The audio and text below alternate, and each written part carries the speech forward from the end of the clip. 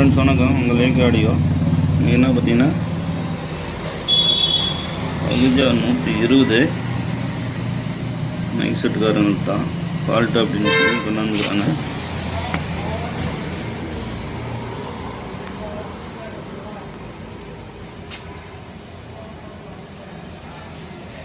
பழைய டைப்பில் வந்து பார்த்தீங்கன்னா லேட்டஸ்ட் டைப்பில் டப்பி இல்லை மாஸ்பெட் டைப்பு ஒரு 4 மாஸ்பெட் கொடுத்துருக்காங்க.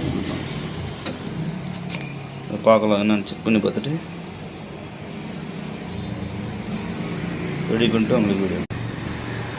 இது பார்த்தீங்கன்னா இப்போ ஃப்ரெண்ட்ஸு டயோடு ஸ்டார்ட் ஆகி பார்த்தீங்கன்னா டிரான்ஸ்ஃபார்மர் பவர் காயிலில் out.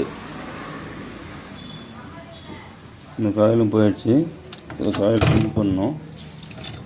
Okay, power coil out ஆகி போச்சு. காயில் பார்த்தீங்கன்னா 240 220 அதிகம்.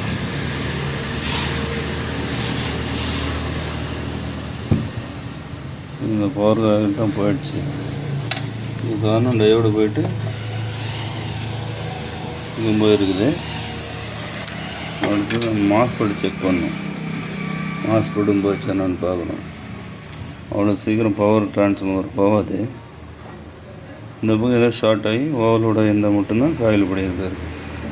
ஓகேவா, அதையும் பார்க்கலாம்.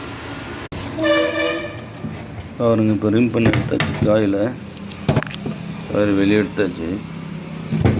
என்ன பண்ணால் வைண்டிங் சுற்றி போகணும், நல்லா புதுசாக வாங்கணும். பாருங்க உள்ள வர்ணாகி போச்சு, நல்லா தெரியுது. ஓகேவா, வச்சிடலாம். என்ன பண்ணலாம், மாஸ்பெட்டை செக் பண்ணலாம். பார்த்தீங்கன்னா அந்த 4 பெட்ரோல் நல்லா இருக்குது. என்ன பண்ணோம்னா டீசல் கொடுத்து செக் பண்ணி விடுவோம் பாடுதான். இப்போ பார்த்தீங்கன்னா மாஸ்பெட்டில் செக் பண்ணிட்டோம், நல்லாயிருக்கு.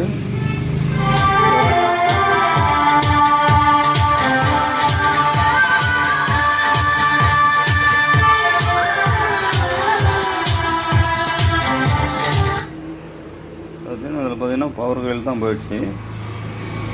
500 வாட்ஸ் 120 வாட்ஸில் இந்த காயில் தான் போயிடுச்சு. மற்ற செட்லாம் பார்த்திங்கன்னா அருமையாக இருக்குது. சர்வீஸ் கொடுத்தது தான். இதுமாரி உங்களுக்கு எதாவது மைக் செட்டு இல்லைன்னா கோயில் செட்டு இதுமாரி ஃபால்ட் அப்படின்னா கொண்டாங்க ரெடி பண்ணி கொடுக்குறோம். அப்படியே இப்போ என்ன ஆகிறோம்.